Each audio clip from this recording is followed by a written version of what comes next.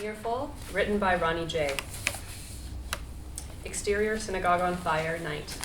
Montage. A massive fire is devouring a Jewish synagogue. Firemen wage a frantic but futile battle as the building burns to the ground. The final shot freezes, then, match dissolved to insert, a black and white photo of the same image on an inside page of a newspaper with the headline, Synagogue Fire, and the subheading, Suspects Still at Large. The date, Monday, September 6th, 1976, is clearly visible in the upper right corner of the page. Cut to, interior, the Abrams kitchen, day. The Abrams kitchen is classic 1950s in design, with shiny white cabinets and teal Formica countertops covered with gleaming glass jars and kitchen utensils. Organized chaos is always the chef's special. A lot of wonderful food and family events have been enjoyed here. Morris Abrams is seated at the kitchen table reading the newspaper. Morris is a devout Hasidic Jewish man of 45.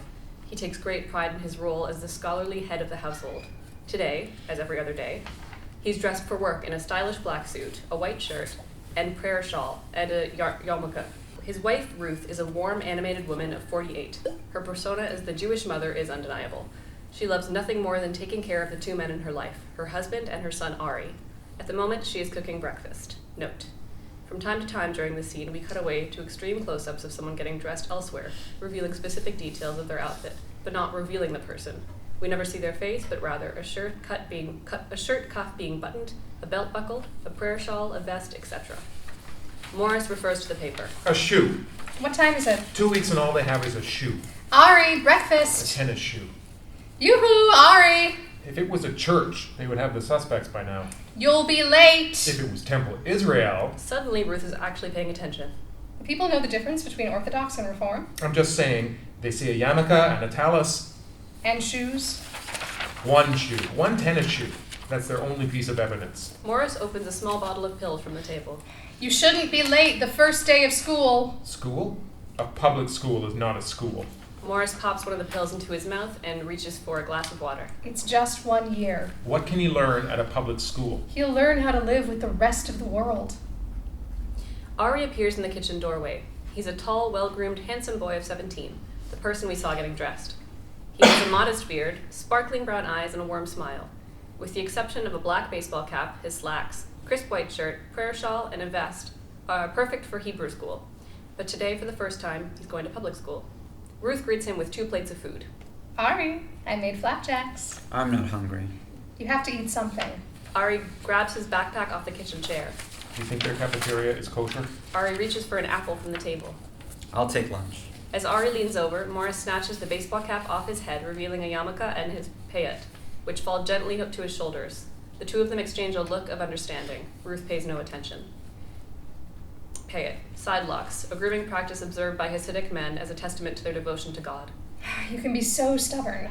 Ari kisses his dad on the forehead and grabs the cap. That he gets from you. Ari kisses his mother on the cheek and rushes out the front door. Ruth goes to the kitchen window, still holding the plates. But look how handsome. That he gets from me. Cut to. Exterior, a residential street, morning. It's a crisp fall morning. Again, Ari wears a baseball cap to hide his yarmulke and payet. He walks briskly down a tree-lined residential street. His unusual appearance prompts shouts from kids passing in their cars, none of which seem to bother him. Cut to. Exterior, residential street corner continuous. Ari turns the corner onto a busy street full of morning traffic. More whistles from passing cars. Cut to. Exterior, Edison High School. Morning, continuous. The schoolyard is full of activity. Everyone is shouting and pointing to the top of a flagpole where the students are perched precariously, untangling the chain that holds the flag. Hey, Logan, what's that between your legs? You got a boner for school? I doubt that. More laughter. Logan, come down! You're gonna break your neck. The student on the flagpole has finally untangled the mess. Suddenly, the flag races to the top of the pole, grinding to a halt with a loud clang. The crowd cheers. The student raises his fist triumphantly. Then he readjusts himself on his perch, pulls a pack of cigarettes out of his jacket, and casually lights up. Ari has now crossed the street to the schoolyard. Still the same Logan. Now that the event is over, some of the students take notice of Ari, prompting hushed chatter. Ari studies the crowd. The school bell rings and everyone heads to the front door, except for the flagpole hero who continues to smoke at the top. Cut to. Interior classroom, social studies, morning, first period. The classroom is rapidly filling up. Kids who haven't seen each other all summer are hugging and chatting. Backpacks drop, a paper airplane sails through the air. A desk falls over. It's a typical first day of the new school year. Ari is one of the last into the room. He tries to be casual as he searches for a desk. Some of the students greet him with friendly smiles, some don't. The chatter and commotion begin to subside as he sits. A beat. You're the new kid, right? What clued you in? Laughter. The Jew kid. Matt! At that moment, the teacher, Miles Woodthrup, appears at the door. He's a fastidious man of 50, well-dressed in slacks, a striped shirt, and polka dot tie. It's clear that Mr. Woodthrup overheard the last remark, but has chosen to ignore it, instead giving the perpetrator an evil glare as he makes his way to the front desk.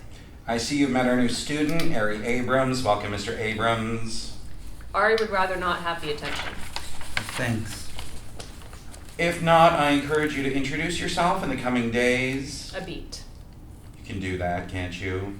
Muffled chatter. Suddenly, Mike Logan, the student from atop the flagpole, appears in the doorway. Mike Logan is the James Dean of Edison High.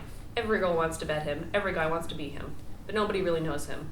His dark, smoldering eyes and square jaw are often hidden beneath his long hair. While the flagpole stunt might imply that he's a show-off, he's actually quite guarded in most of his one-on-one interactions. Everyone calls him Logan, not Mike. Well, Mr. Logan, how nice of you to join us. Logan makes his way to an empty desk. Take your time. Mr. Woodthrup watches Logan sit, then turns back to the classroom. Welcome to senior year social studies. Your last chance to get out or go back to junior year. Yeah, Logan. Bite me, buttface. Laughter. Besides your weekly work, you'll be doing a semester-long assignment in the form of a thesis. I thought those were only done in college. Consider this a dry run. Students begin muttering. Your thesis will explore any cultural phenomena, past or present, that has had a substantial impact on society. Like hula hoops? Chuckling from the class. Yes, Mr. Mitchell, I'm afraid that does qualify, though I wouldn't recommend it. More chuckling. You'll be doing this project with a partner. Mr. Woodthrup studies the room, then looks down at his watch.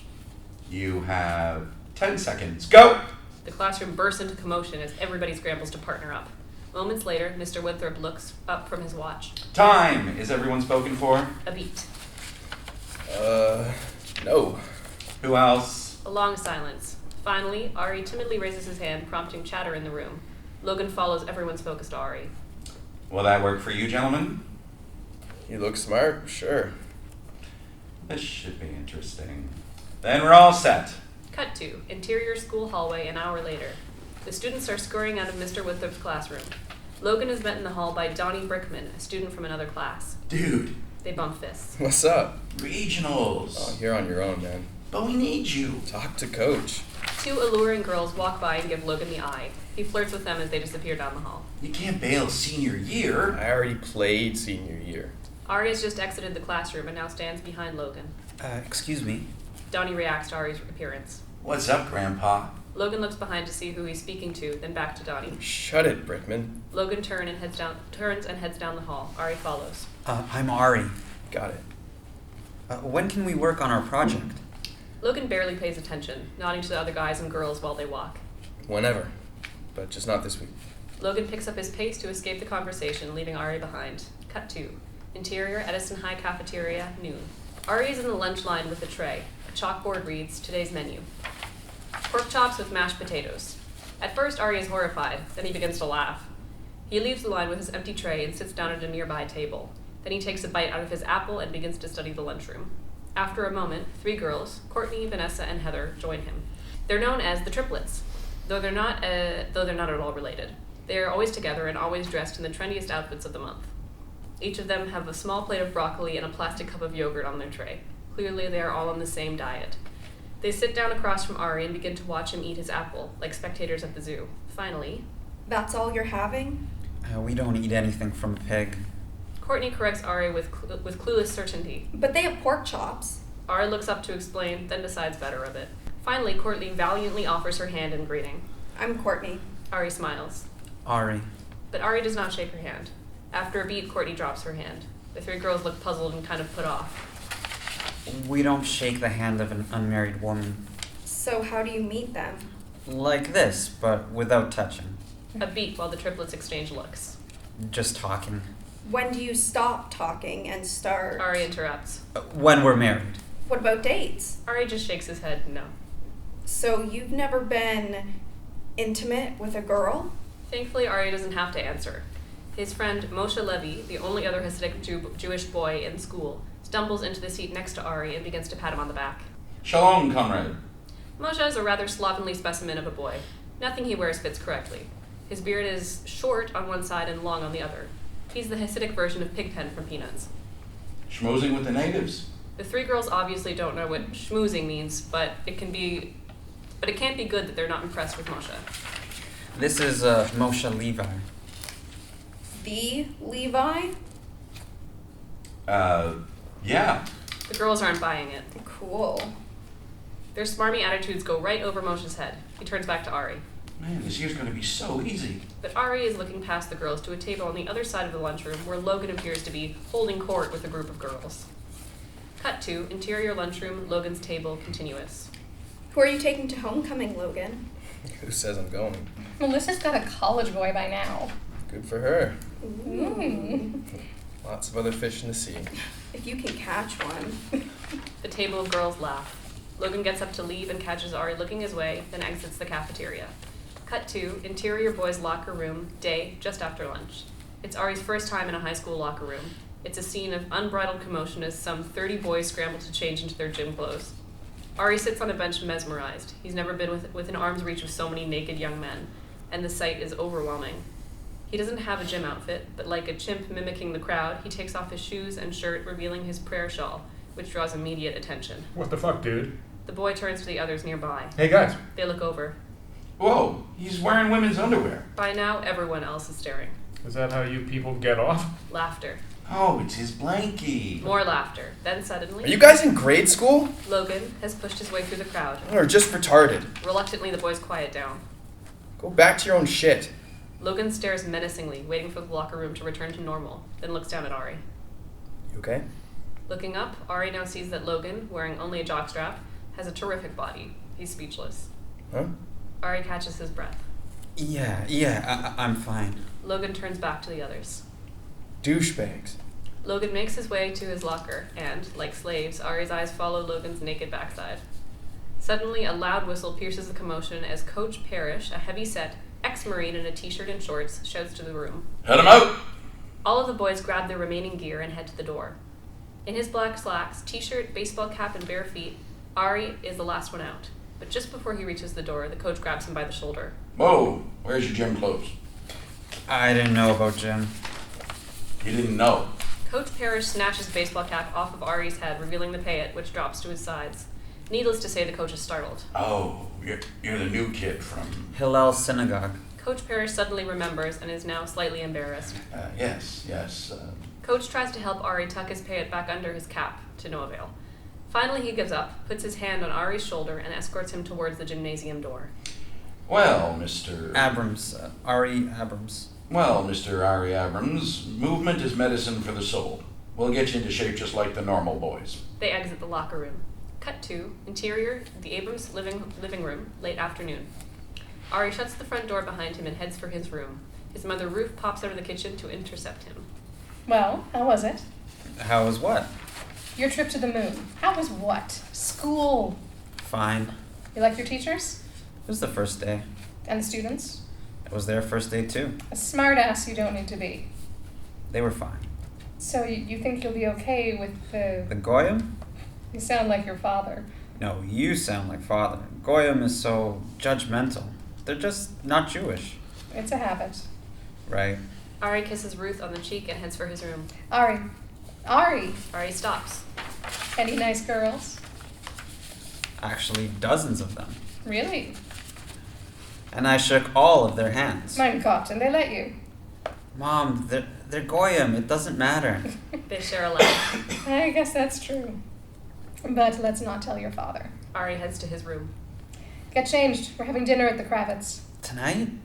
Ari, most of our friends moved away. Miriam and Ben are all that's left. Aren't they coming back when Hillel reopens? Who knows? Maybe they'll like Temple Israel better. Exterior, Logan's house, day. Logan's house is in a poor, run-down neighborhood. It was built in the 1930s and probably not remodeled since. To say it needs a coat of paint would be an understatement. The garage door is always open to accommodate the endless pile of junk spilling out onto the driveway, most of which is used air conditioners and toilets. A 1958 Mustang sits inside the garage. You'd call it vintage if it didn't look so dead.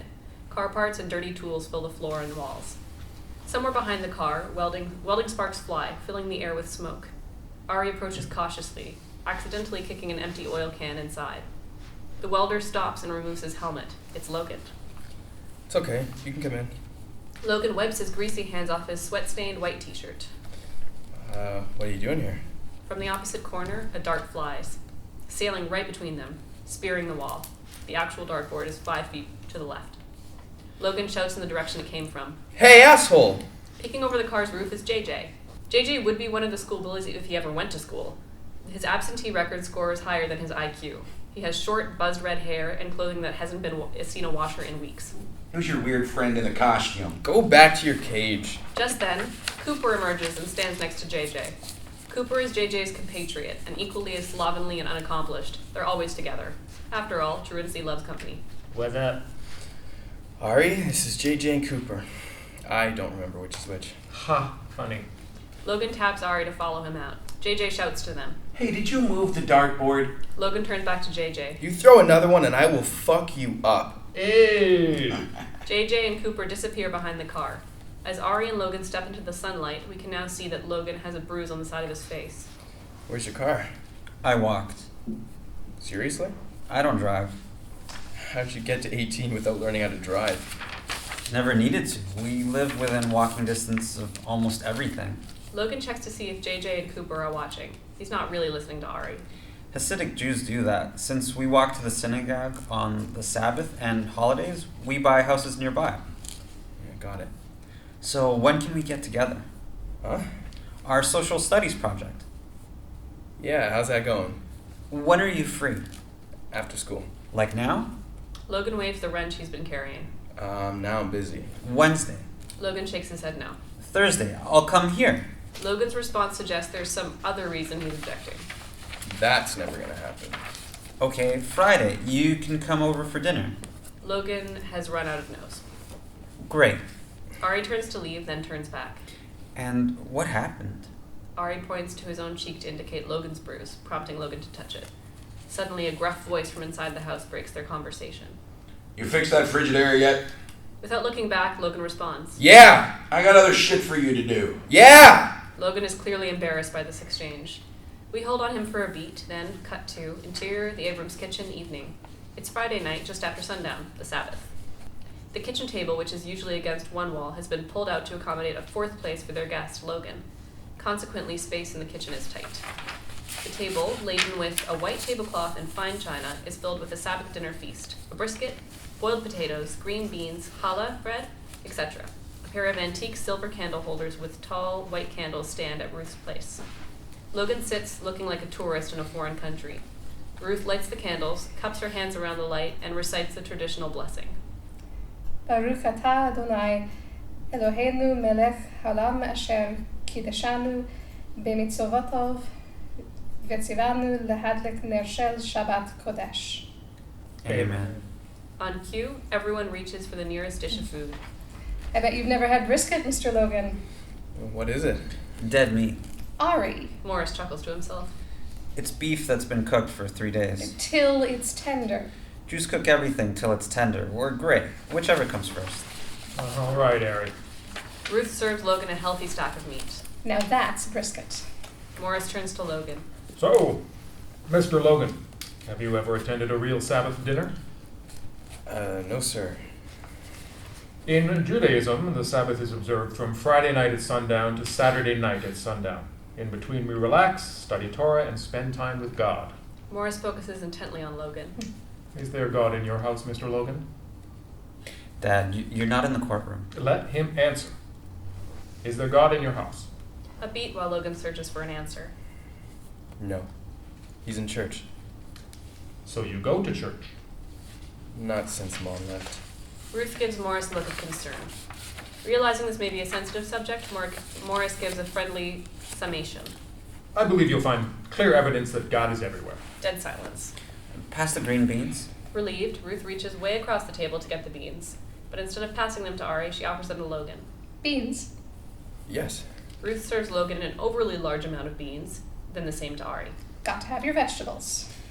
Vegetables are everywhere. Dissolve 2, interior kitchen 20 minutes later. Everyone is finishing their plate. Ruth stands. And though no one else has actually attempted to get up, Don't get up, don't get up. she collects the plates.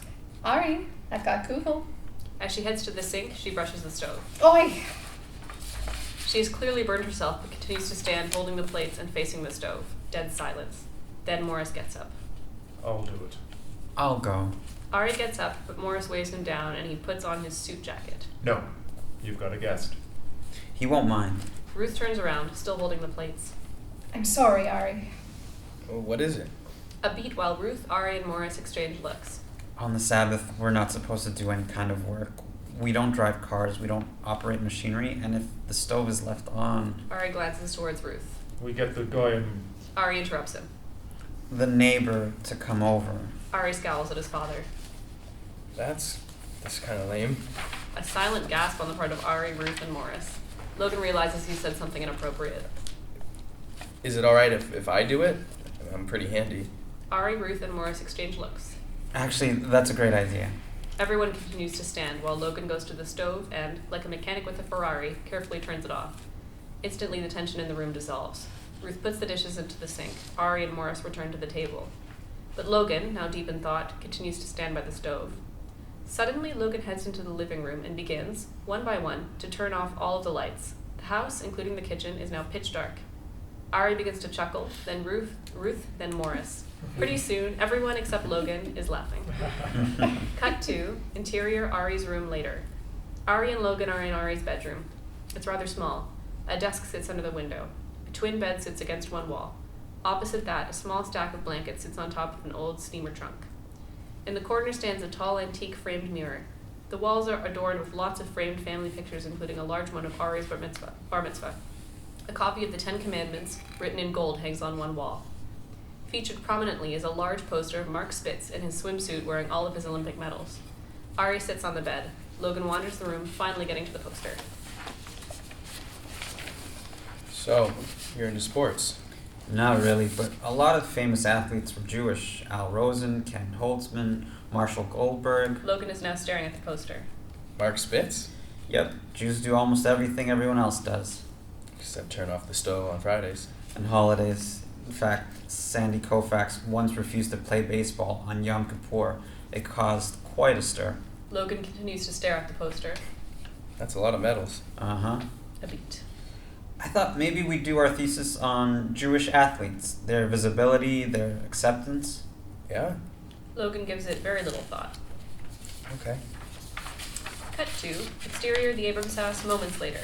The Abrams front yard is bathed in soft light from the street lamps. The cool air portends the coming of fall. Ari is following Logan to his car. So, when can we work? It's not due for a while, right?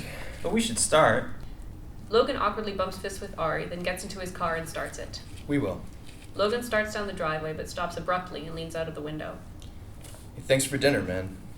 Logan guns the engine, then speeds out onto the street. Ari watches him go.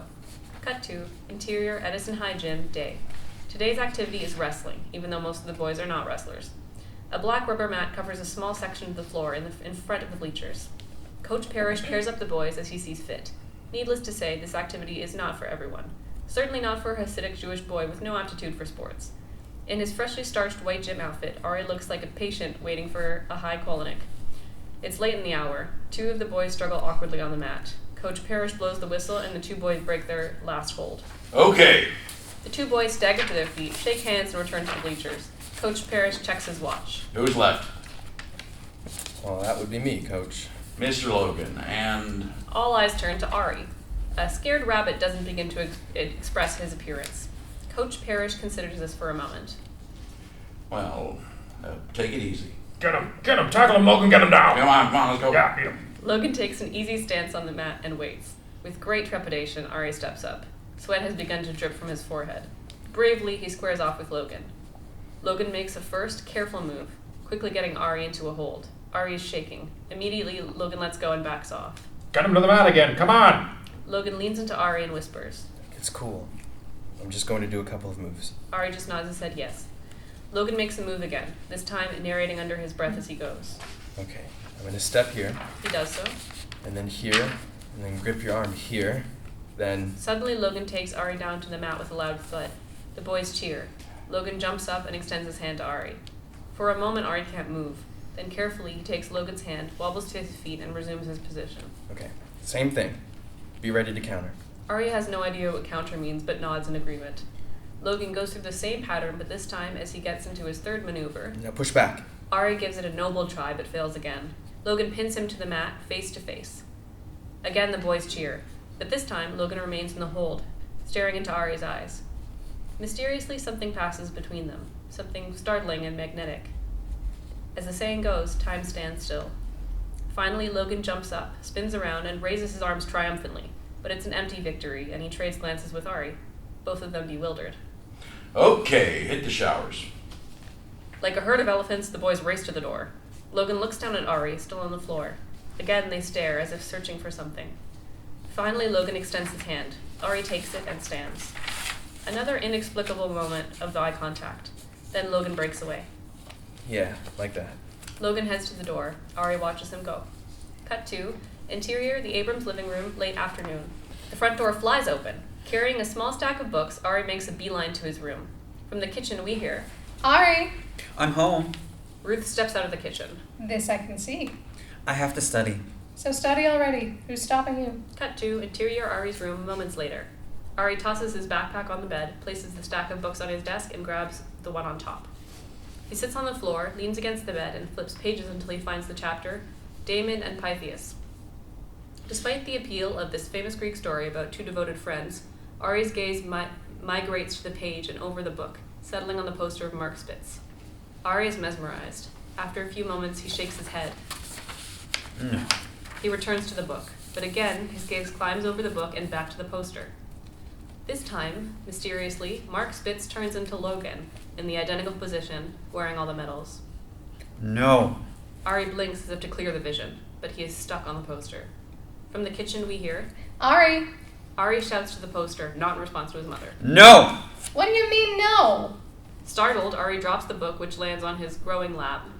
Just a minute. He pushes the book off of his lap and begins to adjust himself. From the living room, we hear, God won't mind if you put his book down long enough to eat. Interior, the Abrams living room continuous. Ari peeks out from his room, hiding the lower half of his body. I'm studying. The Torah? And sports. Really? About famous Jewish athletes. Cut 2, interior kitchen continuous. Morris strolls proudly in the kitchen, where Ruth is assembling dinner. You see that? Our clever son has found a way to teach Torah to the Goyim. Morris sits. Really? Ruth carries a bowl of hot soup to his place. I told you a year of public high school would be good for him. Ruth frowns with indignation. Borscht. Cut 2, interior, the empty living room, a second later. From off-screen, we hear a cry. Ah! Clearly, Ruth has made her point with the hot borscht. Cut 2, interior, Monica Davis's bedroom, late afternoon. Logan and Monica Davis, one of the not-so-bright but beautiful girls from school, are in her bedroom. Their flushed faces and sweat tell us that what they were just doing. Monica is under the covers. Logan sits shirtless on the side of the bed smoking a cigarette. Women are lucky. They can fake it. I never do. Oh, come on. With her finger, Monica traces a bruise on Logan's back. Were you trying to fake it? Was that the problem? There was no problem. I just didn't get that far. So neither did I. Monica reaches over to borrow Logan's cigarette. She takes a couple puffs, then hands it back. You want one of your own? No. Logan begins to get dressed. So, what schools are you looking at? Edison's my last school. No college? No one in my family has ever seen a college, and I'm not about to break tradition. My folks had college picked out for me before I was born. A beat. What are you gonna do? Work for my dad, like always. Doing what? Whatever the asshole wants. Logan zips up his jacket and heads out. Cut 2, interior, the Abrams living room, late afternoon. The Abrams living room is filled with a warm golden light from the setting sun. Rabbi Osher from Hillel Synagogue, the one that burned, sits on the couch holding a cup of tea. The rabbi is a jolly, rotund man of 68, sporting a full gray beard, a yarmulke, and payet. Ruth sits next to him. Morris sits on a chair across from them. Seated silently in the opposite corner of the room is Rachel Goldstein, the rabbi's niece, a shy, homely girl a year older than Ari. We are in the middle of a lively conversation that is suddenly interrupted by Ari and Logan at the front door. Ruth jumps up. Ari, look who's here. Ari shakes the rabbi's hand. Rabbi Osher. Ari? At this point, Logan might as well be invisible. And look who came with. Ruth turns Ari around to see Rachel in the corner. Ari, this is Rachel Goldstein, Ruth is now pushing Ari into Rachel's direction. Rabbi Osher's niece. This has the clear sound of a yenta, in this case, matchmaker. Rachel, this is Ari. Ruth sits Ari down in the chair. Nice to meet you. Suddenly, a voice from the shadows. Well, I've got to go. Startled, everyone turns to Logan. Dead silence. Logan exits the front door. Everyone sits down. Ari is now stuck between the couch of adults and his not a snowball of a chance in hell's future wife, Rachel. Throughout the scene, Ari's attention is split between Rachel and the adults, with a clear preference for the latter. In fact, he's just barely aware of Rachel's presence. The rabbi is driving Rachel back to college. She flew last time, and ahoy, what a mishigas. Suddenly, the rabbi begins to laugh. Rachel, tell them what happened. A sheepish smile forms on Rachel's face, but she says nothing. With the airline, tell them. Rachel waits for the rabbi's laughter to subside, then, reluctantly, launches into the story. Well, when I made the reservation, I ordered a kosher meal. A beat. You can do that, you know. Her performance begins to suck the air out of the room. The rabbi tries to push her ahead. Yes, but when you got... When I got the food on the plane, it was not kosher. Rachel waits for a response that does not come. Silence. The rabbi is now desperate to salvage the story. So when she got back to school, she wrote American Airlines a letter of complaint. And guess what they sent her as an apology? The rabbi throws the focus back to Rachel. All eyes turn in her direction. Slowly she takes a breath. A canned ham. The words have barely left her mouth when the rabbi explodes with laughter. I can't ham! The rabbi, with hysterical laughter, is now cueing the rest of the room. Forced hysteria all around. And then, crickets. The rabbi finally breaks the silence. So, Morris, there must be a lawsuit in there somewhere, no? Well, there weren't any real damages, and it would be difficult to prove intent. Morris casually pulls a bottle of prescription pills from his pocket and shakes a couple into his hand. See that? Black or white. With modern law, everything is either this or that, not like Jewish law. With all its contradictions. Morris tosses the pills into his mouth and reaches for the glass of water on the nearby table. Contradictions, yes. The rabbi turns to Ruth only to be met by her deer-in-headlights expression. You have to admit, it's much more interesting. Ruth has nothing to say.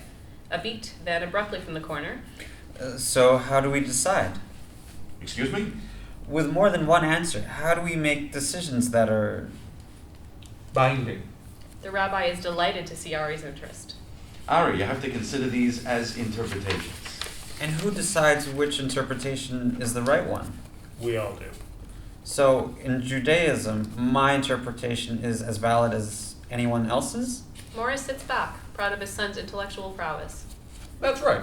The rabbi seems dubious of his oversimplification. Well, We're all judge and jury in our own courtroom. Now Morris is dubious. Well, A beat. Suddenly, little Rachel comes back to life, and for the first time with enthusiasm. Time to go! Everyone scrambles to their feet, shakes hands, and shares goodbyes. As soon as the door is closed, Ruth spins around, her back against the door, and spreads her arms as if to make a major announcement. Well, Silence. Neither Morris nor Ari understand her question. what do you think? It dawns on Ari where this is going. She's a lox. Morris snorts in agreement. Ruth pays no attention as she leans into Ari. You get to talking, you find things in common. Ari shakes his head no. You never know. Cut to interior banquet hall night. In extreme close-up, we see a foot stomping on a napkin-wrapped wine glass, shattering it. Cut to interior banquet hall continuous. The banquet hall, full of wedding guests, bursts into applause and shouts, Mazel Tov. The live wedding band jumps into a rousing rendition of Hava Nagila. Note, on the heels of the previous scene, we assume that this is Ari's wedding, to Little Miss Canned Ham Rachel. Standing and applauding at one of the round banquet tables are Ari's mother, Ruth, and Busby Feltenstein, the community's self-appointed matchmaker. Bubsy is somewhere over 70, maybe 80, and has busybody written all over her. The two of them are applauding and straining for a glimpse of the bride and groom. And that would be Rachel and, wait for it, not Ari, but rather some other unfortunate dope. Ruth and Bubsy sit. They make a nice couple. She's a lox. Not everybody can be a Miss America. Sehr gesnut. Yiddish meaning, in essence, they should go in good health, but spoken here with little enthusiasm. Bubsy notices Ari across the room. From a distance, we see that Ari is wearing a full Hasidic garb, including a stremel for hat. Next to him sits Logan in jeans and a threadbare sport coat and tie. Bubsy turns to Ruth. So, who are you considering for Ari? Ari's going to make his own choice. And you're happy with that? Bubsy, it's the 20th century. A beat. I don't know. Your parents did pretty good by you. Morris the Mensch. That's what everybody says. You got the pick of the litter. There's no one like Morris. Except for Ari. Bubsy is studying Ari and Logan again. It's clear that they're having a good time together. Admittedly, they're sitting closer and being more physical than one would expect. And who's the one with the schmaltzig eye? That's his new friend, Logan. Goyam? Ruth waves off Bubsy's remark. And from school, they're working on a project. They spend a lot of time together? Is this going somewhere, Yenta? Cut 2, interior banquet hall, Ari and Logan's table continuous. We're across the room at the table with Ari and Logan. They're both drinking wine. We can now see that Logan has a black eye. What is this stuff? Mogan David wine. Tastes like grape juice. It is grape juice with a little rubbing alcohol. Both laugh. Ari refers to Logan's eye. You gonna tell me how you got that? Logan searches for an explanation. Actually, I got in a fist fight with Mr. Woodthrup. Ari knows Logan is making this up, but goes along with it anyway. No way. He called me he called me a Baptist. You are a Baptist. I am? Ari continues to humor Logan. And Woodthrup hit you? He's got quite a swing. They both laugh again. For someone like him. They laugh again, but Ari seems disturbed by Logan's last comment. Cut 2, interior banquet hall, Ruth and Bubsy's table continuous. We're back at the table with Ruth and Bubsy. Bubsy is now fishing. So what about girls? Most of the Jewish girls went to Temple Israel or are taking the year off. Bubsy nods her head with suspicion. The 20th century? It's all Meshuggah. Cut 2, interior Edison High, social studies day. We're in Mr. Woodthrup's social studies class as before. Everyone sits in their usual seat, with the exception of Logan, who's missing today. Ari is clearly concerned. Mr. Woodthrup is lecturing on something, but no one is paying any attention.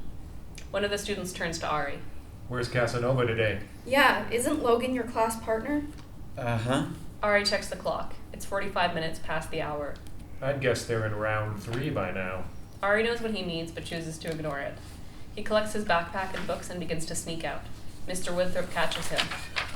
Leaving us early, Mr. Abrams. Yes, if I may. I'd prefer you not. Ari is speechless, but continues to inch towards the door while Mr. Woodthrup continues. There's just as much to learn in the last 15 minutes of my class as in the first. Ari dashes out the door.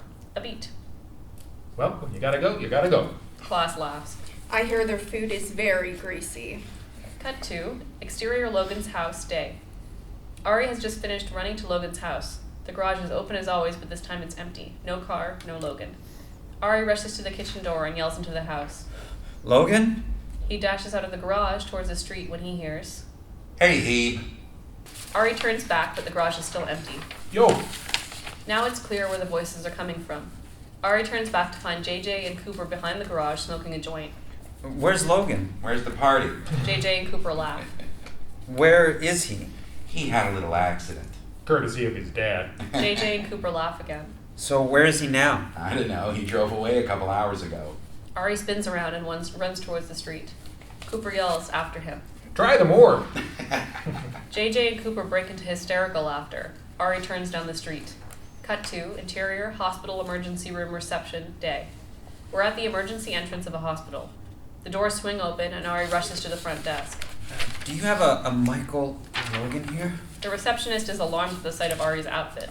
Did they call for a rabbi? Ari instantly understands her assumption, but for the sake of expediency replies. Yes. The receptionist looks down at her clipboard. The poor boy. He's in exam room 5. We hear a loud click as the security doors unlock. Ari rushes through. Cut 2, interior hospital exam room continuous. Ari rushes into the room, nearly colliding with the nurse. Logan is sitting on the edge of an exam table. His right arm is in a cast and sling. Individual bandages cover the left side of his face. He looks like he was in a car accident. He's pretty banged up, but I think he'll be okay. She starts to leave but turns back. And we're so glad you're here, Father. She leaves. I'm not gonna ask how this happened, because I'm not interested in a lie. Logan looks away. But this can't go on. Can we just go? Ari grabs a wheelchair from the corner and gets Logan seated. Then they head out the corridor. How'd you get here? I drove. Yourself? What about JJ or Cooper? Too high. Fuck. The security doors open automatically and they hurry past the front desk. Don't I have to check out or something? I already took care of that. Cut 2, exterior hospital parking lot continuous. Still Still pushing Logan in the wheelchair, Ari speeds into the parking lot.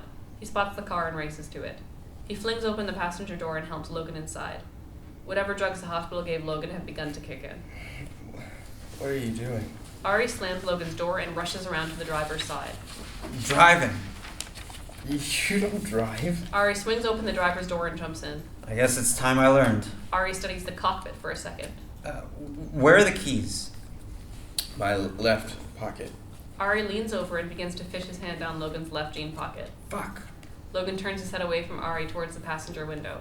Ari continues digging. Damn it, Logan. I knew this was gonna happen. Ari pulls out the car keys and yells at Logan. Why are you being such a fucking wimp? We could have killed you. Are you afraid of him? Is that it? Logan turns back to Ari, tears streaming down his face. Ari is overcome with guilt and deep sadness. He hugs Logan tightly. Logan continues to sob. Cut to, exterior, the Abrams house, late afternoon. From a distance, we can see Logan's car lurching in fits and starts down the street. Ari is still driving, badly, running over the curb as he turns onto the driveway.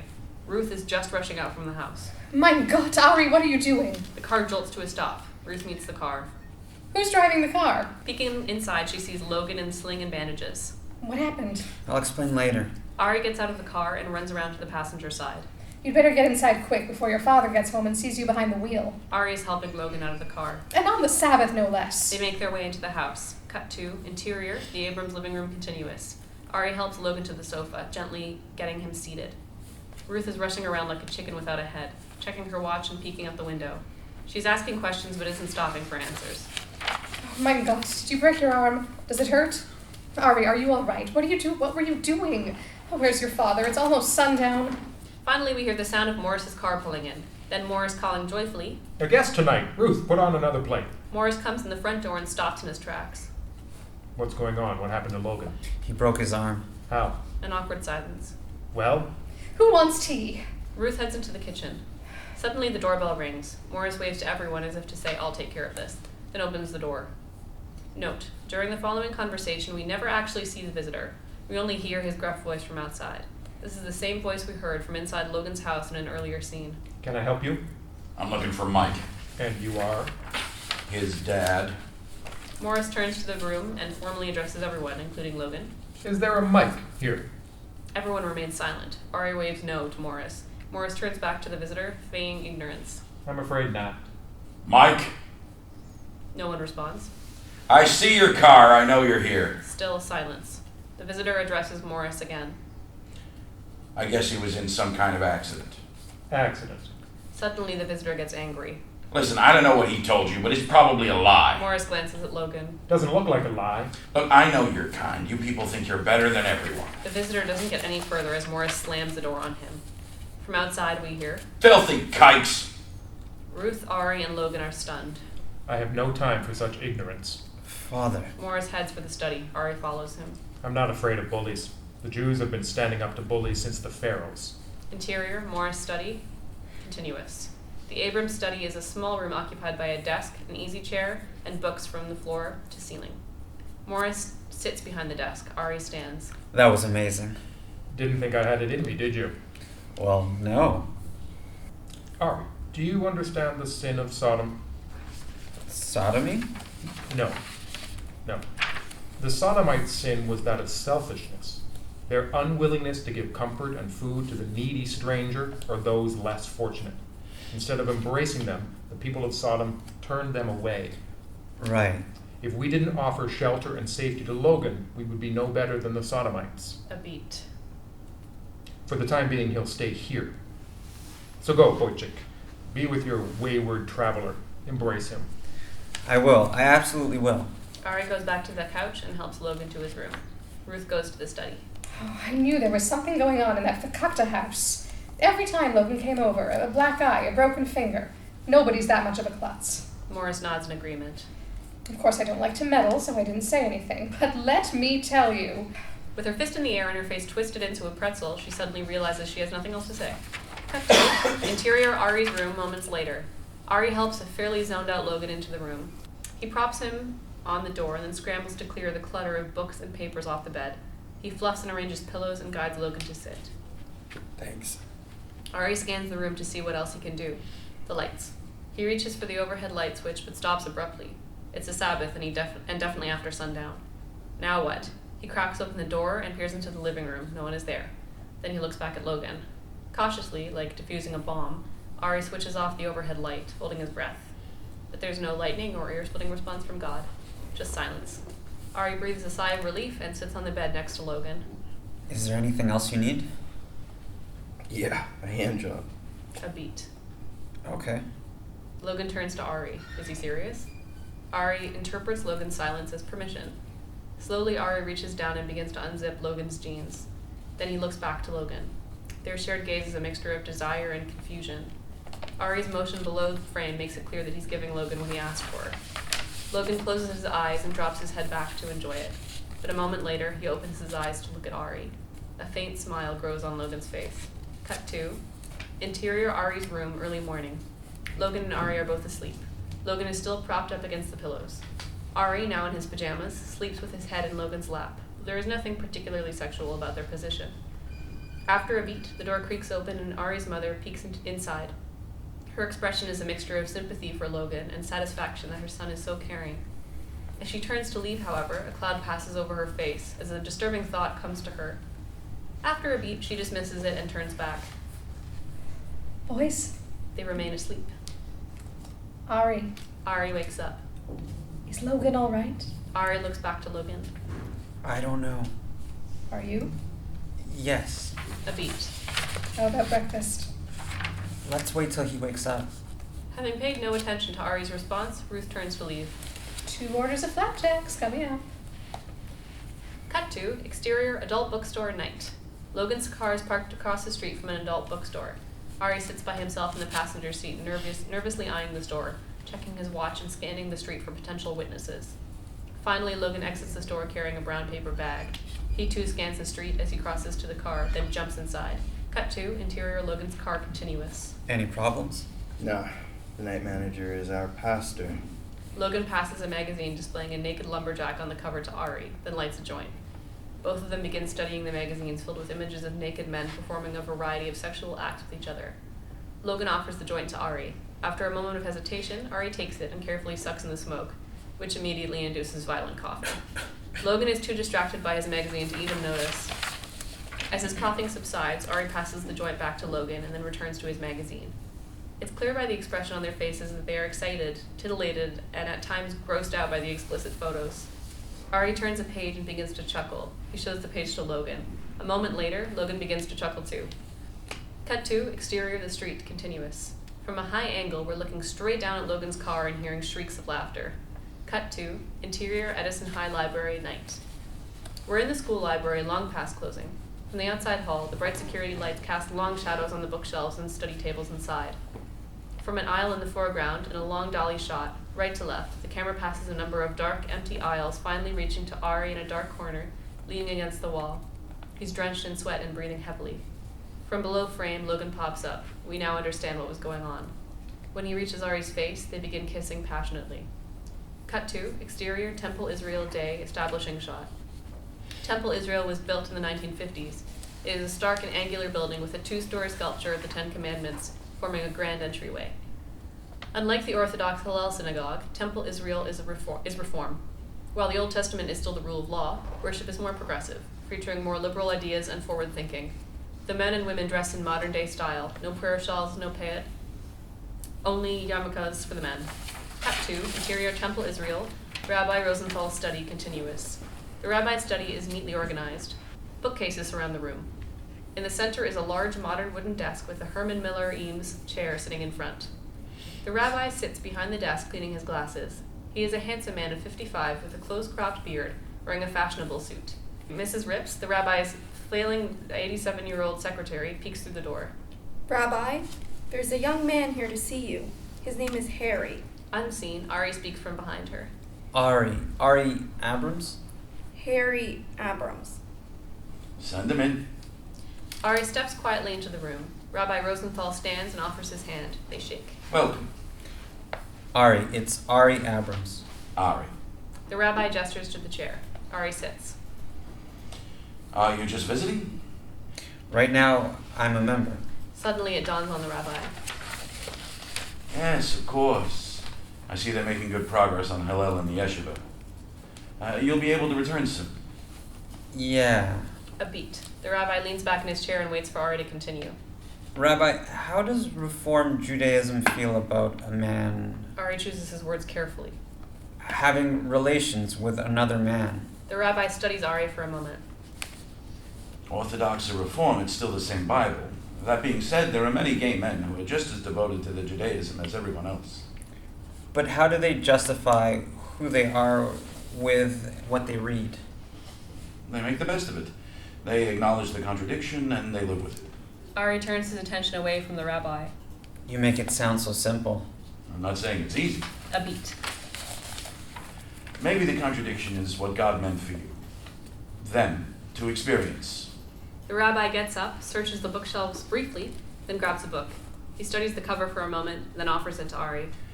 Ari, you don't have to be right or wrong. You just have to show up. Ari takes the book. Cut to exterior of the Abrams home, day. Logan's Mustang is parked in the Abrams driveway, surrounded by greasy tools strewn across the cement and lawn. While this might be normal for Logan's neighborhood, here in Ari's it sticks out like a Catholic church. Logan is working on his car and spends a good portion of the scene under the hood. His cast is gone, but his arm is now wrapped with an ace bandage.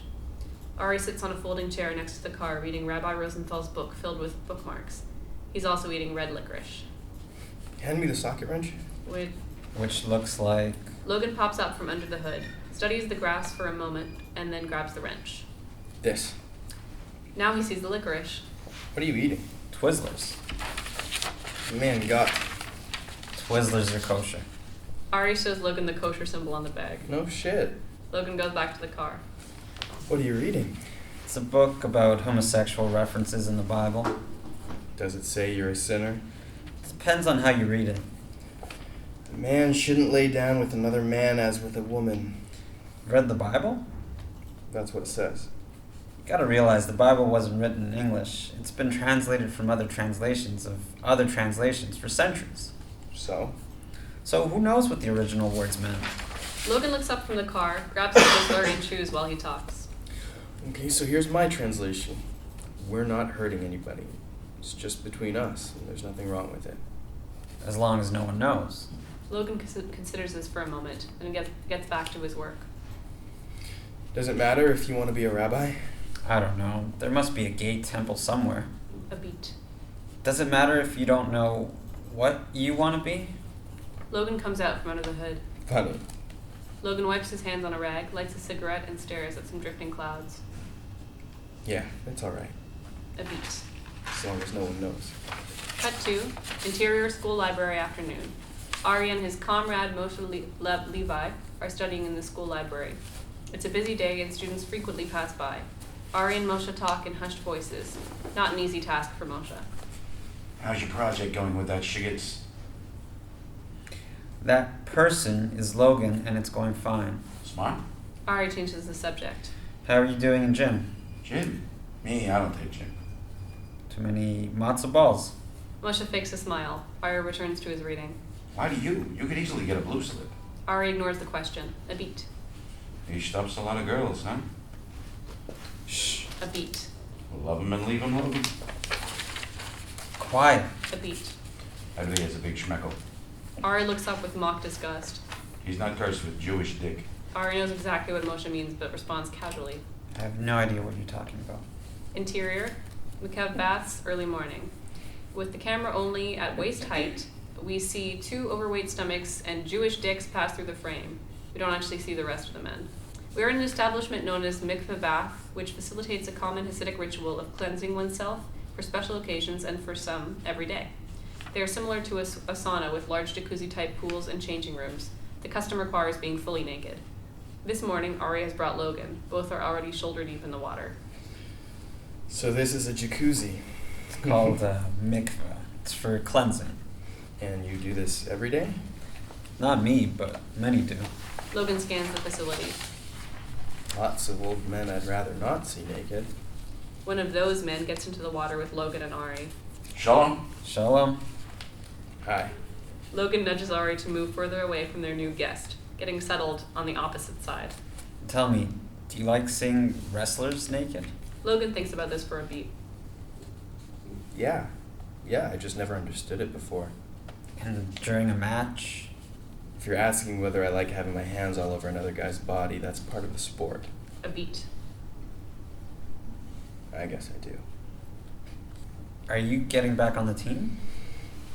Would it bother you if I did? No. A beat. Make you jealous? Logan moves closer to Ari, looking down into the water. It's obvious what he's looking at. Is that a yes? Suddenly, Ari gasps. Logan has grabbed him where it counts. Logan, this is a religious establishment. Ari begins to climb out of the water, struggling for a towel just beyond his reach. Logan feigns helping him, but holds him back instead. Now Ari is half in and half out of the pool. Finally, he frees himself from Logan, stumbles out of the water, and retrieves the towel, wrapping himself quickly. He heads for the showers, but turns back when he realizes Logan isn't following him. What are you waiting for? The right opportunity to Logan peers into the water. reveal my faith. Logan, nobody cares about your hooded helmet. Ari heads for the changing rooms. Cut to Interior Edison High Library night. Note, this is virtually an exact duplicate of the earlier scene, with a slightly different ending. As before, we're in the school library long past closing. In a long dolly shot, right to left, the camera passes a number of dark, empty aisles, finally reaching, this time, Logan, in a dark corner, leaning against the wall. He's drenched in sweat and breathing heavily. From below frame, Ari pops up. Now we understand what was going on. When he reaches Logan's face, they begin kissing passionately. Cut to Exterior Edison High, day, establishing shot. Cut to Interior outside of the gym office, continuous. From outside the office glass windows, we see 3 people having a discussion. Cut to Interior inside the gym office, continuous. We're now inside the office. It's too cramped for one person, let alone 3. Coach Parrish sits at the only desk. Assistant coach Justine Benedict leans against a rusty file cabinet. Logan sits in a small chair opposite both. Starting you late is not the problem. But your truancy record is. Can you fix that? I'll show up every day, for sure. And you have to reestablish seniority. We can't just hand it to you. Yeah, I know. And these have to go. Coach Benedict pulls a pack of cigarettes out of Logan's pocket and tosses them into the trash can. Logan frowns. A beat. And Logan, there's one more thing. Coach Parrish and Coach Benedict exchange a look. There's a rumor out there about you and another student. Suddenly, all of the color drains from Logan's face. That Jewish boy. Ari? It seems you spend a lot of time together. Logan has now regained his composure and is now becoming irritated. He's my partner in social studies. A beat. And that's all? I got no clue what you mean. Coach Parrish waves Coach Benedict to step out. Give us a minute. Coach Benedict slaps Logan lightly on the back and leaves. Coach Parrish repositions his chair to get closer to Logan. Logan, in sports, everyone needs to be playing on the same team. Logan is now getting angry. You can't be seen with his kind. A beat. Are you done? Logan reaches into the trash can, recovers a pack of cigarettes, stands up and drops them back into his pocket. Straight and narrow, huh? Coach assumes that all is understood and okay. Logan heads for the door. Not one day absent. Logan is gone. And go see a barber. Cut to Exterior Edison Schoolyard night. It's midnight at Edison High School. Security lights flood the front of the schoolyard. Like before, Logan is perched precariously on top of the flagpole. This time he's drunk. He waves a bottle of vodka as he speaks. Hey, everybody! I hang out with the wrong kid, with the wrong kind. I'm not playing on the same team. He takes a drink. Well, get the fuck over it. Cut to Interior Ari's room afternoon. Ruth is cleaning Ari's room, making the bed, straightening the books, and dusting the desk where a few coins sit. By habit, she opens the drawer and sweeps them with her hand. She's about to close the door when something shiny catches her eye. It's a wrapped condom. She drops the duster and covers her mouth in shock. Just then, Ari walks in. Seeing Ruth, he knows instantly what just happened. He sits quietly on the bed. Finally, Yes, I'm having sex. Mein Gott, you never even mentioned a girl.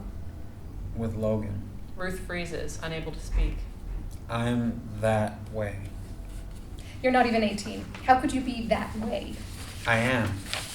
This is his fault. No, Ari points to the poster of Mark's bids. this is his fault. From off-screen, we hear the front door slam. Morris yells joyfully. Where's my family? Don't tell your father. Seriously? Morris pops his head into the room. This is all the reception I get? Father, I have something to tell you. Ruth heads for the door. Who's hungry? I roasted a chicken. You can tell me over dinner. Ruth turns around in the doorway. And Aunt Yetta's twice-baked potatoes. I'm gay. Morris looks over to Ruth, then back to Ari. Is this a joke? And for dessert, apple kugel. I'm gay. Morris turns back to Ruth. I don't get it. Finally, Ruth gives up the menu diversion. He just told you. He's a gay. A bigot? Ari, clearly offended by the term, leaves the room. Cut 2, interior the Abrams living room continuous. Ari heads for the sofa. Morris and Ruth follow. This is all Mark Spitz's fault. You know Mark Spitz? Ari sits on one side of the sofa, not amused. All right, let's get down to the facts. Ruth collapses into a chair while Morris paces the room. I'm attracted to men. I guess I've always been. But you know what the Talmud says. An abomination. They shall be put to death. Yes, I know, but that doesn't change my feelings for Logan. You've had sex with Logan? Ari nods yes. Maybe if you had sex with a girl, you'd discover... Ari cuts him No. off. Morris paces the floor, becoming more and more agitated. I've lived my life by the laws of the Torah. He continues to pace. I'm an attorney, for God's sake. A law is a law. I can't have a homosexual under my roof, Morris stops pacing and takes a deep breath. even if he is my son. Morris sits at the end of the sofa, farthest from Ari. He hangs his head and rubs his temples. A heavy silence fills the room. The prosecution rests. So does the defense.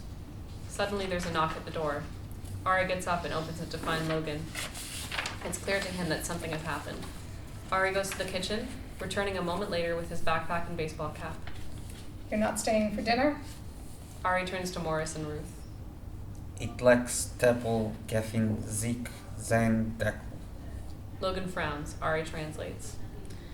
Every pot finds its own lid. Ari and Logan leave. Cut 2. Exterior city street, continuous. We're following Logan's car as it turns a corner and comes to an abrupt stop in the middle of the street. Cut 2. Interior Logan's car, continuous. Ari is looking back down the street. Are you sure about this? No.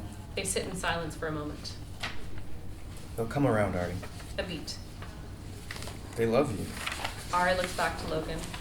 Dissolve 2. Exterior, night, urban commercial street, establishing shot.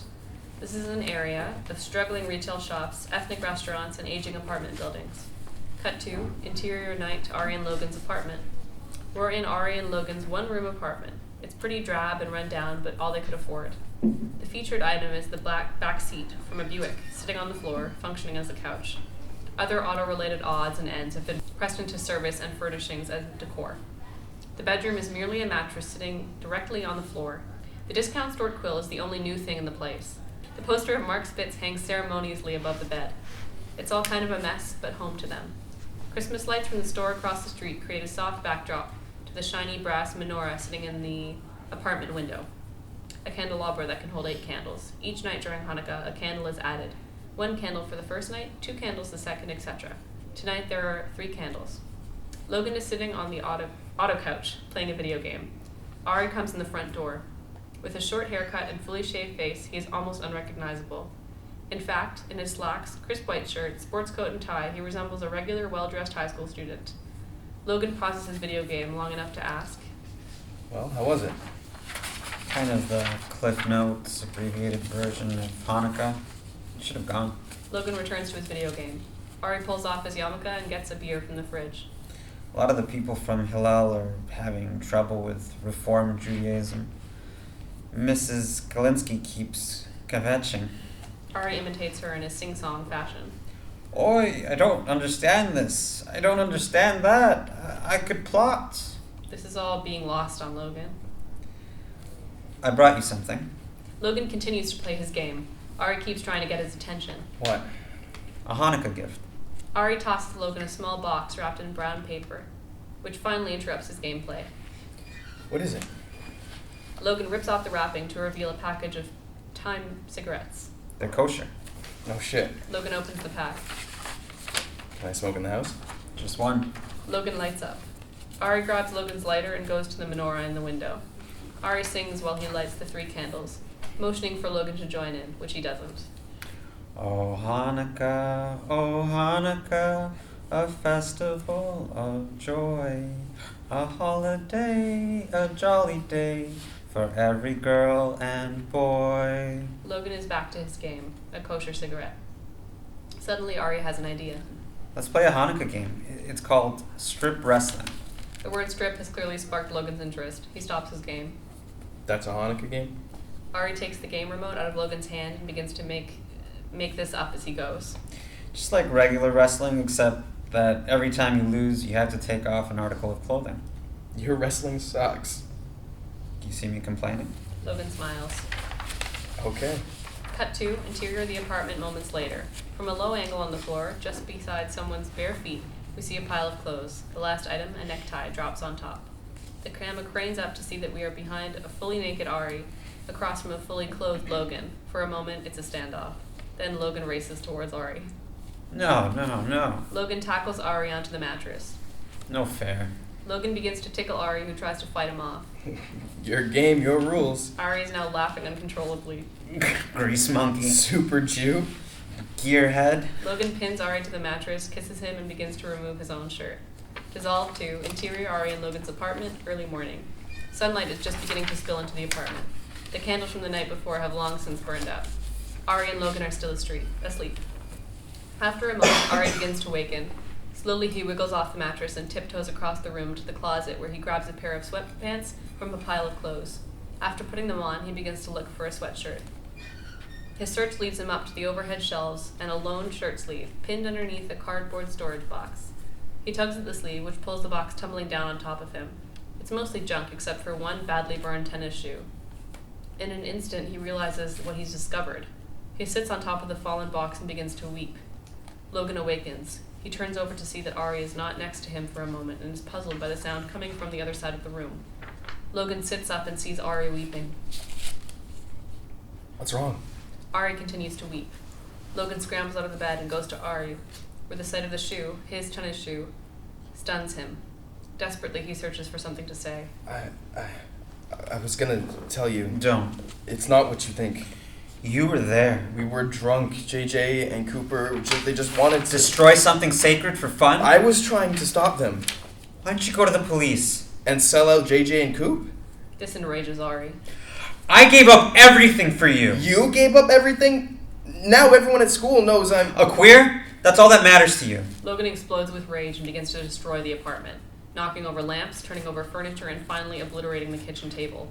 Plates, glasses, and beer bottles go flying. Finally, he stops. He braces himself against the kitchen counter and begins to pant like an animal. Get out. You get out! I have nowhere to go. You made sure of that. You think I'm going back to my dad? You think I care? For a moment, they just stare at each other. Finally, Logan scrapes up his clothes from the night before, scrambles into his jeans, and then heads out the door with his shoes and shirt in hand. He slams the door behind him. Ari sits in dreadful silence. Cut to interior the Abrams study evening. The study is in shambles. Most of the books are on the floor. Ruth comes into the house with groceries. She carries them to the kitchen, then goes to the study. My God, what happened? These books have been in the same place for 25 years. And they looked fine. I'm talking about the order. Why change them? Priorities. Ruth sits, exasperated, a beat. Family is the only priority. Don't start. What did I say? A beat. God forbid I should have an opinion. A beat. Morris, we only have one child. Then we'll have another. Morris, you're a lot of wonderful things. Today you're a putz. But I'm right. Mazel tov. Your gravestone will say, "Here lies Morris Abrams. He was always right." A beat. You look tired. I'm old. Of course I look tired. You know what I mean. Morris and Ruth exchange a knowing look. Then Morris returns to his organizing. Dissolve to exterior urban neighborhood day. A yellow cab pulls up to the corner. Recently plowed snow lines these dirty, wet streets and covers the parked cars. Ruth gets out of the cab, pays the driver, then watches it leave. Shivering from the cold, she takes in the neighborhood for a bit, finally turning to the aging apartment building behind her. She studies the door buzzer names, presses the one marked Ari and Logan, waits for the door to unlock, then heads inside. Cut to interior Ari and Logan's apartment moments later. The apartment has changed a bit. Some of the furniture is the same, but the Buick backseat couch has been replaced by a worn beige loveseat, and all of the other auto-related decor is gone. An old wingback chair sits in front of the windows, now fitted with sheer white curtains. Unlike the last time we saw it, the place is organized and clutter-free. Ari is at the kitchen sink, placing a single wet plate and glass in the dish drainer. There is a knock at the door. Ari opens it to find his mother leaning on the doorframe, clearly winded. You couldn't find an apartment with an elevator? She steps inside and they share a long hug. What are you doing here? I figured it was time I saw where you live. Ruth takes a slow look around the room. It's nice. It's comfortable. You could use a few things. Ari escorts her to the wing-back chair. She sits. Ari sits on the couch. So, how are you? Fine. I got a job. Really? At a restaurant. What kind? The kind that serves bacon and eggs. Ruth gasps. On the same plate. Bigger gasp. Mein Gott. Ari chuckles. I don't eat it. Ruth seemed relieved. I know it's none of my business, but you're making money? Enough. Ruth sighs. Between you slinging hash and Logan swinging a hammer, you can't be making much. Logan? Ruth doesn't know that Logan and Ari are no longer together. Oh, if it weren't for the Goyim, the non-Jewish volunteers, the synagogue would never get rebuilt. Jews are a lot of things, but carpenters they're not. Ari's clearly surprised. Did you talk to him? No, Miriam Kravitz told me. She walks past all the time. Logan's always high up on the scaffolding. Ari stares out the window. Ruth studies the room again. Ari, this is not the life I wanted for you. They sit in awkward silence. Finally, You should go see your father. Ari continues to stare out the window. He's at Mount Sinai. I doubt he wants a visit from my kind. He's your father.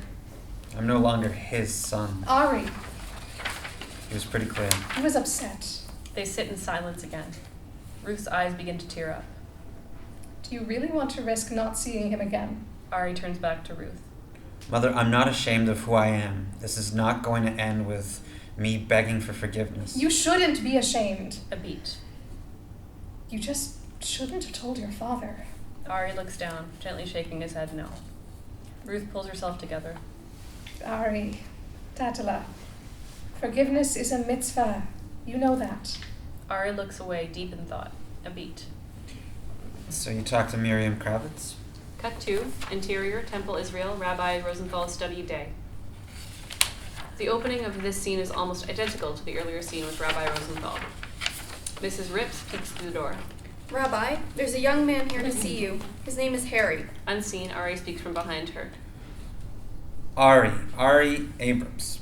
Harry Abrams. Yes, Mrs. Rips, send Ari in. Ari appears from behind Mrs. Rips. More questions, Mr. Abrams? Yes. The rabbi gestures towards the chair. Ari sits down.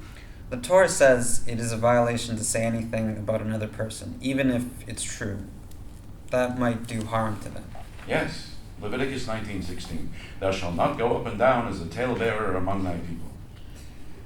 But what if it involves a crime? The rabbi studies Ari for a moment. Did you see the crime? No. But a crime was committed. Yes.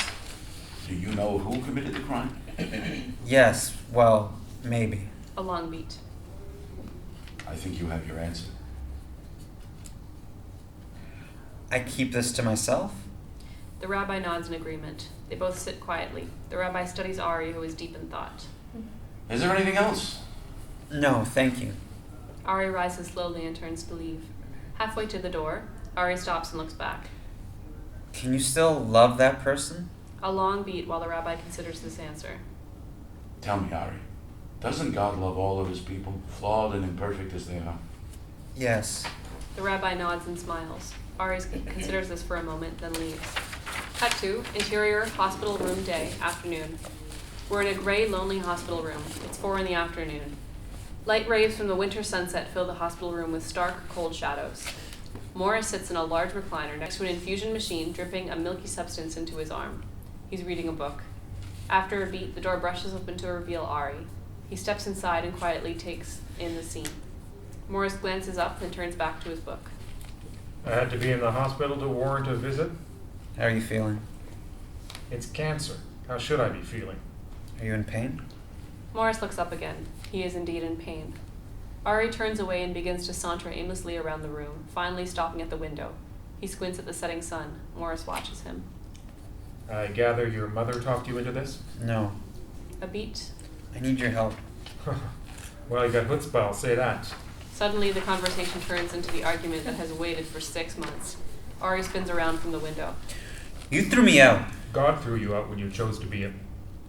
I didn't choose, Papa. For heaven's sake, being Jewish is more of a choice than being gay. The Torah is very clear about The it. Torah isn't clear about anything. Morris has no response. God doesn't want me to be anything other than what I am. Beat. Besides, why would I choose to be something that would make everyone so miserable? A beat. That would make you and Mother so miserable. Ari wanders the room again. They found the guys who set the fire. It was in the paper. One of them was... You're Mr. Logan. A beat. You turned him in? No. Uh-huh. They didn't mean to burn the whole building, just to... Morris talks over Ari. How are they going to prevent it? That's what Logan was doing, trying to get them to stop. Oh, now he's a hero. Now he's in jail. A beat. For murder. Morris is stunned. Who did he murder? His father. Morris nods with understanding, as if to say this was bound to happen. And he needs a lawyer. Morris sinks into his chair with disappointment. And that's why you're here. Ari looks away. Yes. Silence. It was self-defense. Logan hit him with a tire iron.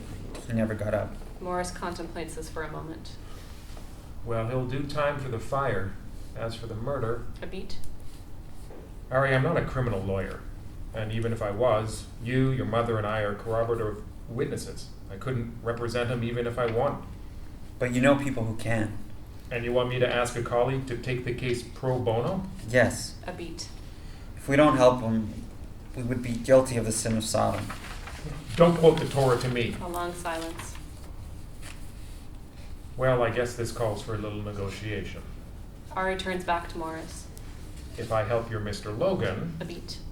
you will give up your abhorrent lifestyle and return to God. That's not fair. Take it or leave it. Dissolve 2, exterior courthouse, establishing shot, day. Cut to, interior, the elevator outside the courtroom hall, continuous. The elevator doors open to reveal Ari, Ruth, and Morris. They step into the gray marble hall together and walk towards the courtroom. Morris's frail body and awkward gait are clear signs of his sickness, as he walks slowly and methodically towards the courtroom doors. Ari holds open a door for him. As Morris reaches, Ari stops. Remember, we have a deal. Silently, Ari nods yes. After making his point, Morris, Ruth, and Ari enter the courtroom. What follows is a stylized representation of time passing during the trial. Starting in the middle of an empty hall, the camera dollies backward slowly into a match dissolve of Ruth stepping out of the courtroom and sitting on a stone bench nearby.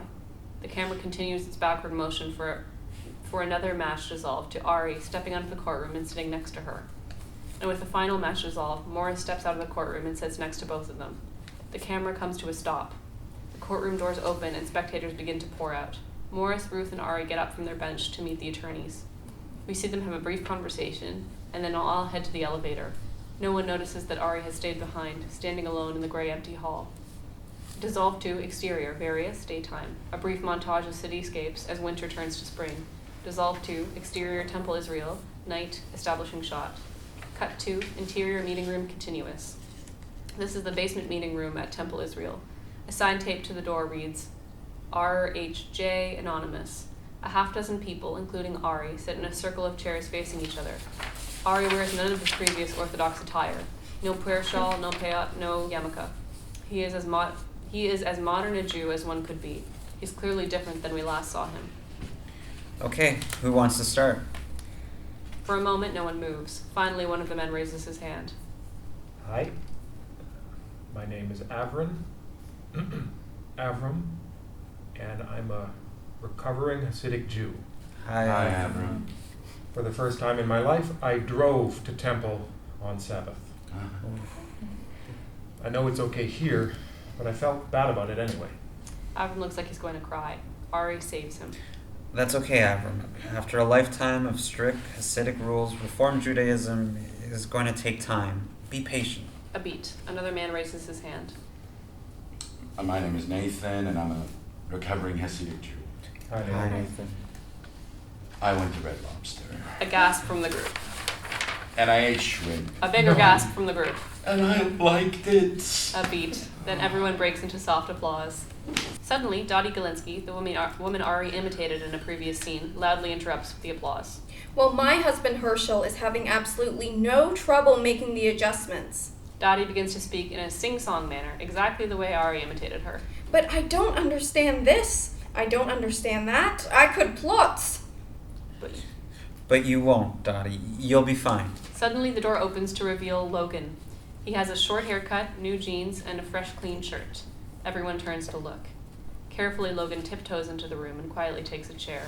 Ari is visibly stunned. Hello? Hi. An uncomfortable silence fills the room. Finally, And you are? Logan takes a deep breath and begins to speak softly. Logan. But I'm not a recovering Jew. I'm not even Jewish. A beat. But I had a boyfriend who was. The group breaks into hushed chatter. Seymour Abramovitz, the comedian of the group, quips. Recovering fabulous. They're down the hall. A slight chuckle from the group. Ari's mind is elsewhere, but he turns directly to Seymour. That's not very charitable, Mr. Abramovitz. I'm gay. Ari now turns to Logan, who responds. So am I. Kidding, I was just kidding. Ari and Logan pay no attention to Seymour, only to each other. And I'm sorry. The room is now dead silent. Would forgiveness be unorthodox? Dissolve 2, exterior Mount Sinai Cemetery, early morning. It's a cool spring morning at the cemetery. The winter snow has long since melted. Bright, multicolored flowers are just beginning to bloom. Ari kneels in silence at the foot of a grave. Cut 2, exterior Mount Sinai Cemetery, driveway, moments later. A yellow cab pulls up to the curb and Ruth gets out. As she closes the door, she leans in to speak. The driver pulls the cab into park and leaves the motor running. Carrying a small vase of flowers, Ruth makes her way carefully up the steps. Cut 2, exterior Mount Sinai Cemetery, continuous. Ari is now standing. Ruth joins him in silence. She places the flowers on the grave and prays to herself. Ari waits for her to finish. I made him a promise. I gave him my word. If I take it back now, what kind of man am I? Ari, you kept your promise for a whole year. You honored your agreement and you honored your father. I think he would forgive you for She searches for the correct word. re-examining your life. That's very generous, Mother, but it changes nothing. Ari, Tatala. Morris was a mensch. He wouldn't want you to be unhappy, even if he disagreed with you. He would want you to have a full, joyous life. A beat. There's so much I didn't say. It's always that way. If only we could go back, we tell ourselves. But what would you change? Regret only spoils remembering all the good things. A beat. And as Aunt Yetta used to say, never waste good agony. A beat. Slowly, a smile crosses Ari's face as he begins to find this funny. He chuckles and then begins to laugh. Ruth joins him. Now they're both laughing. After a minute, Logan appears at the top of the steps. He's clearly puzzled by their behavior, but smiles nonetheless. Ari sees Logan. Then Ruth turns to see him. Ruth turns back to Ari. Sehr gesund. Go in good health, my son. Ruth begins to climb the steps. Ari remains at the grave. At the top, he hugs Logan, then leaves. For a moment, Ari and Logan just stare at each other from afar. Slowly, Logan descends the steps, then rushes to Ari. They hug. In Logan's strong embrace, Ari begins to cry. Fade out.